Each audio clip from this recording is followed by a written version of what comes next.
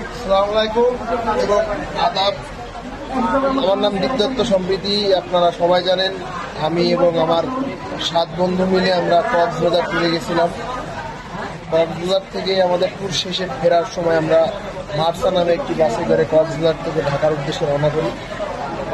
তা হঠাৎ বাসটা একটা ভয়ানক দুর্ঘটনার শিকার হয়ে আমরা, যে দুর্ঘটনায় আমার এই যে পা এই অবস্থা, আমার আরেকটা ফ্রেন্ড হয়ে এই অবস্থা,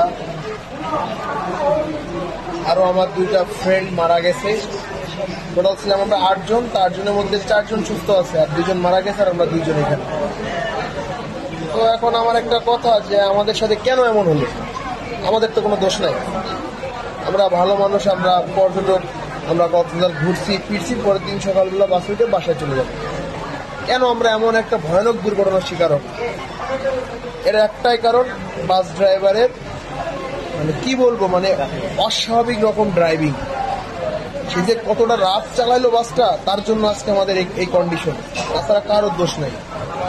কি দরকার ছিল বাস ড্রাইভারের 120, 25, 30 স্পিডে পাহাড়ি রোডে ড্রাইভিং করার?